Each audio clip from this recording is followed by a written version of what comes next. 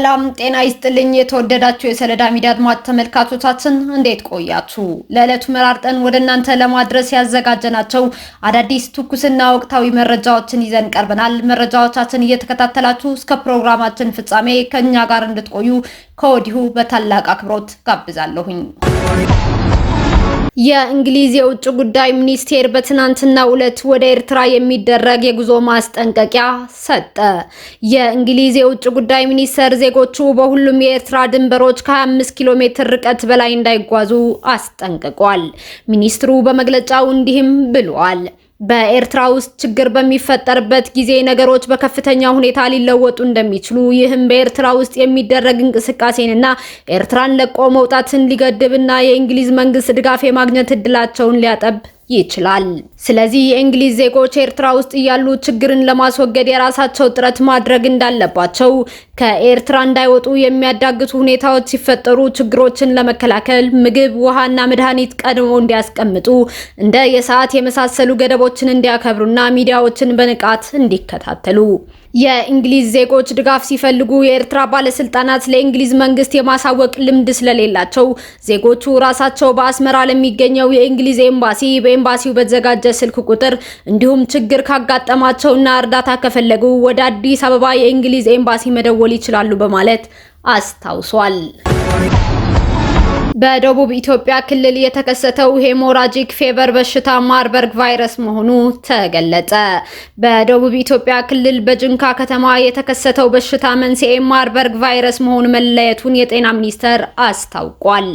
በኢትዮጵያ ሕብረተሰብ ጤና ኢንስቲትዩት ብሔራዊ ሪፈረንስ ላቦራቶሪ በተሰራው የዘረመል ምርመራ መሰረት በአሁኑ ሰዓት ኢትዮጵያ ውስጥ የተገኘው ቫይረስ ሌሎች ምስራቅ አፍሪካ ሀገራት ላይ ከዚህ በፊት ከተከሰቱት ጋር ተመሳሳይ ዝርያ ያለው መሆኑ ታውቋል ተብሏል።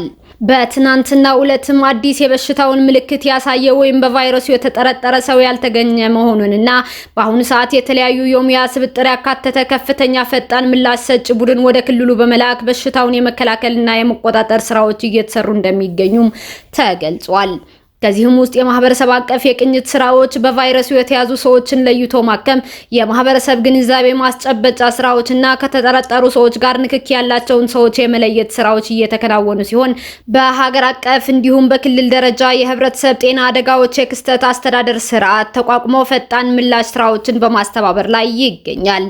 የበሽታው ምልክት የሆኑትን በአፍ፣ አፍንጫና ሌሎች የሰውነት ክፍሎች የመድማት፣ ትኩሳት፣ ማስቀመጥና ማስመለስ ምልክት ሲኖር ወደ ሕክምና ተቋም መሄድና በወቅቱ የላቦራቶሪ ምርመራ ማድረግ፣ ምልክት ከታየበት ማንኛውም ሰው ጋር ንክኪ በሚኖርበት ጊዜ ራስን የመከላከያ ዘዴዎችን መጠቀም እንደሚገባ ጤና ሚኒስትሩ አሳስበዋል።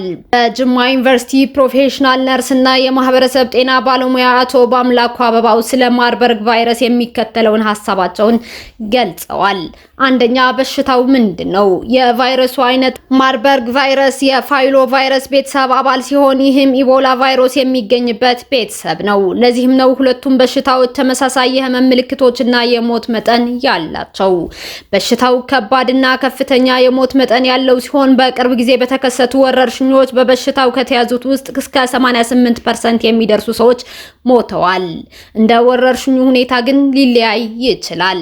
በሽታው ለመጀመሪያ ጊዜ በ1967 ዓ.ም በጀርመን ማርበርግ እና በፍራንክፈርት እንዲሁም በሰርቢያ ቤልግሬድ ከተሞች ተከስቷል። ቫይረሱ የመጣው ከዩጋንዳ በመጡ የላቦራቶሪ ምርምር ዝንጀሮዎች አማካኝነት ነው ይባላል። ሁለተኛ፣ ስርጭቱ ወይም በሽታው እንዴት ይተላለፋል? ዋናው ምንጭ የማርበርግን ቫይረስ ተሸካሚዎች ፍራፍሬ ላይ የሚያዘወትሩ የሌሊት ወፎች ናቸው። ሰዎች በቫይረሱ ሊያዙ የሚችሉት በእነዚህ የሌሊት ወፎች ባሉበት ዋሻዎች ወይም ማዕድናት ውስጥ በመገኘት ነው። ቫይረሱ ከሰው ወደ ሰው የሚተላለፈው በበሽታው የተያዘ ሰው ወይም እንስሳት በሚወጡ ፈሳሾች፣ ደም፣ ምራቅ፣ ማስታወክ፣ ሰገራ፣ ሽንት፣ የዘር ፈሳሽና ሌሎች ጋር በቀጥታ በመገናኘት ነው። ሶስተኛ፣ ምልክቶቹ። የበሽታው ምልክቶች በአብዛኛው ከ2 እስከ 21 ቀናት ባለው ጊዜ ውስጥ ይታያሉ። የሚከተለውን እንመልከት። የመጀመሪያ ደረጃ ላይ ከፍተኛ ትኩሳት፣ ከባድ ራስ ምታት፣ ከባድ የጡንቻና የመገጣጠሚያ ህመም፣ ድካም ስሜት። ሁለተኛ ደረጃ ከጥቂት ቀናት በኋላ ከባድ ተቅማጥ፣ የሆድ ቁርጠት፣ ማቅለስለሽ፣ ማስታወክ፣ የደረትና የጉሮሮ ህመም።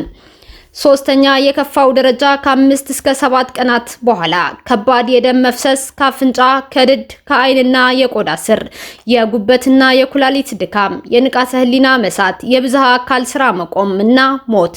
ከዚህ በተጨማሪ የዓይን መቅላት፣ የቆዳ ሽፍታ በተለይም በደረት ጀርባና ሆድ አካባቢ። አራተኛ የሚሰጠው ህክምናና መከላከያ መንገዶች። ፈውስ ለጊዜው ቫይረሱን የሚያጠፋ የተረጋገጠ መድኃኒት ወይም ክትባት የለም። የሚሰጠው ህክምና ምልክቶችን ለማስታገስ ብቻ ነው። ፈሳሽ መተካት፣ በከፍተኛ ተቅማጥና ማስታወክ የጠፋውን ፈሳሽ መሙላት ያስፈልጋል።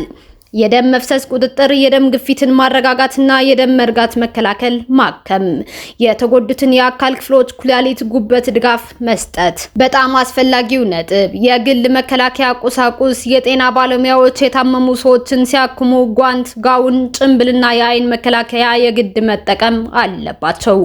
ንጽህና፣ እጅን በአግባቡ በሳሙና መታጠብ፣ በተለይ የታመመ ሰው የነካን ወይም የጎበኘን ከሆንን። የበለጠ መረጃ ለማግኘት ከፈለጉ የዓለም ጤና ድርጅት የአሜሪካ የበሽታ መቆጣጠሪያ መከላከያ ማዕከላት መጎብኘት ይችላሉ። በአምላኩ አበባው ፕሮፌሽናል ነርስ እና የማህበረሰብ ጤና ባለሙያ ከጅማ ዩኒቨርሲቲ የሕክምና ማዕከል። የደቡብ ሱዳን ፕሬዝዳንት ሳልቫኪር ተተኪ ሊሆኑ ይችላሉ የተባሉትን ምክትል ፕሬዝዳንታቸውን ቤንጃሚን ቦልሜልን ከስልጣናቸው አሰናበቱ። ሳልቫኪር ቦልሜልን የጀነራልነት ማዕረጉን በመግፈፍ ከብሔራዊ ደህንነት አገልግሎት አሰናብተዋል። እንዲሁም የቦልሜል የቅርብ አጋር ናቸው የተባሉትን የማዕከላዊ ባንክ ገዥና የገቢዎች ባለስልጣን ኃላፊንም አሰናብተዋል። በብሔራዊ ቴሌቪዥን በተላለፈ መግለጫ ላይ ስለተሰናበቱት ባለስልጣናት ምንም አይነት ማብራሪያ አልተሰጠም። ፕሬዝዳንቱ ይህንን ውሳኔ የወሰዱት በቅርቡ በእርሳቸውና በተቃዋሚ መሪ ሪክ ማቻር መካከል የተደረሰውን ስልጣንን የመጋራት ስምምነት ከፈረሰ በኋላ ሀገሪቱ ወደ የፖለቲካ ለመረጋጋትና የእርስ በርስ ጦርነት ልትገባ ትችላለች የሚል ስጋት እየጨመረ በመጣበት ወቅት ነው። የ47 ዓመቱ ቦልሜል ከስልጣን በመባረራቸው ቅሬታ እንደተሰማቸው አልገለጹም። ለሳልቫኪር በጻፉት ደብዳቤ ላይ የደቡብ ሱዳንን ሕዝብ በምክትል ፕሬዝዳንትነት የማገልገል እድል ስለሰጣችሁኝ ልባዊ ምስጋና እናቀርባለሁ ብለዋል። ደቡብ ሱዳንና ኤስፒኤልኤም ገዢው ፓርቲ በእርሱ አመራር ስር ከፍ ብለው እንደሚቀጥሉ ሙሉ እምነት አለኝም ብለዋል ቦልሜል ምክትል ፕሬዝዳንት ሆነው የተሾሙት ባለፈው ዓመት የካቲት ወር ላይ አንጋፋው ፖለቲከኛና ጄኔራል ጄምስ ዋኒ ኢጋን በመተካት ነበር። በተጨማሪም የኤስፒኤልኤም ተቀዳሚ ምክትል ሊቀመንበር መሆን የቻሉ ሲሆን ተንታኞች የበለጠ ስልጣን እንደተሰጣቸውና የ74 ዓመቱ ሳልቫኪር እንዲተኩ ይችላሉ ሲሉ ተንብየው ነበር። ፕሬዝዳንቱ በኋላም በብሔራዊ ደህንነት አገልግሎት ኤንኤስኤስ ውስጥ ወደ ሙሉ ጄኔራልነት ደረጃ ከፍ አድርገዋቸዋል። ቤል እድገቱን ያገኙት እንደ አውሮፓውያን በ2017 በሙስና ወንጀል ዩናይትድ ስቴትስ ማዕቀብ ከጣለችባቸው በኋላ ሲሆን ማዕቀቡ በዚሁ ዓመት እንዲቀጥል ተደርጓል። የአሜሪካ ግምጃ ቤት ቦልሜል የኪር ዋና የፋይናንስ አማካሪ በማለት ገልጿቸዋል። የሳልቫኪር ጽህፈት ቤት ይህንን የአሜሪካ መንግስት መግለጫ ውድቅ አድርጎታል። ቦልሜል በእርሳቸው ላይ ለተሰነዘረው የሙስና ክስ በቀጥታ ምላሽ አልሰጡም። ፕሬዝዳንቱ ከስልጣናቸው የተነሱትን ምክትል ፕሬዝዳንት የሚተካው ማን እንደሆነ እስካሁን ድረስ አላሳወቁም። ከስልጣን መነሳታቸው የተሰማው በኤስፒኤልኤም ውስጥ የስልጣን ሽኩቻ መኖሩ በማህበራዊ ሚዲያ ላይ በስፋት መወራቱን ተከትሎ ነው። ለደህንነታቸው ሲባል ስማቸው እንዳይገለጽ የጠየቁ አንድ ከፍተኛ የመንግስት ባለስልጣን ቦልሜል በመንግስት ውስጥ ከፋፋይ እንደነበሩ ተናግረዋል ሲል ቢቢሲ አስታውቋል። ከስልጣን መነሳታቸውም ጥሩ ነው ሲሉም አክለዋል። በመዲናይቱ ጁባ የሚኖሩ የታክሲ ሹፌርም ከኃላፊነት መነሳታቸው በደስታ እንደሚቀበለው ገልጿል። ሁሉም ሰው ይጠላቸዋል። በትውልድ ከተማቸው አዊል እንኳን ከስልጣናቸው በመባረራቸው ደስታ ፈጥሯል። ለፕሬዝዳንት ሳልቫኪርም ቢሆን ደስተኛ ነኝ ሲሉ መናገራቸው ቢቢሲ ዘግቧል። ቦልሜል ከስልጣን መነሳታቸው በይፋ ከመግለጽ በፊት በዋና ከተማዋ ጁባ በሚገኝ መኖሪያቸውና ቢሮአቸው የሚገኙ ጥበቃዎች እንዲነሱ መደረጋቸውም ተገልጿል። በነዳጅ ሀብቷ የበለጸገችው ደቡብ ሱዳን ከሱዳን በመገንጠል ነጻ ሀገር ሆና የተመሰረተችው እንደ አውሮፓውያን አቆጣጠር በ2011 ነበረ። ከሁለት ዓመት በኋላ በሳልቫኪር እና ማቻር መካከል አለመግባባት ከሰፈነ በኋላ በእርስ በርስ ጦርነት ስትታመስም ቆይታለች። በጋዛ የተከሰተው ጎርፍ የተፈናቃይ ጋዛውያንን መጠለያ ጣቢያዎች ማጥለቅለቁ ተነገረ። በጋዛ የጣለው ከባድ ዝናብን ተከትሎ በተከሰተ ጎርፍ የጋዛ መጠለያ ካምፖች በውሃ መጥለቅለቃቸው ተነግረዋል።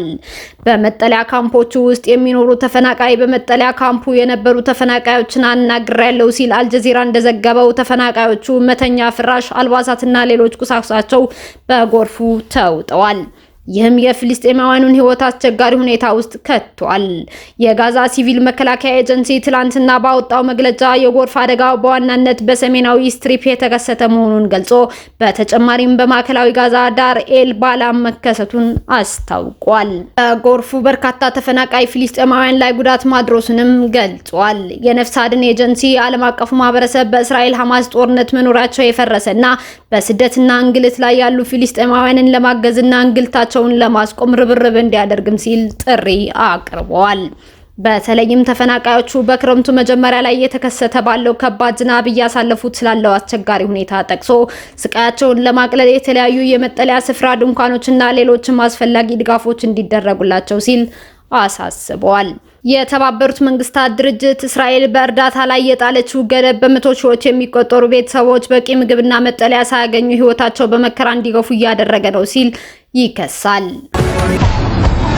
የአሜሪካው ፕሬዝዳንት ዶናልድ ትራምፕ በሀገራቸው የምግብ ዋጋ ንረትን ለማረጋጋት በመሰረታዊ የምግብ ሸቀጦች ላይ የታሪፍ ቅነሳ አደረጉ።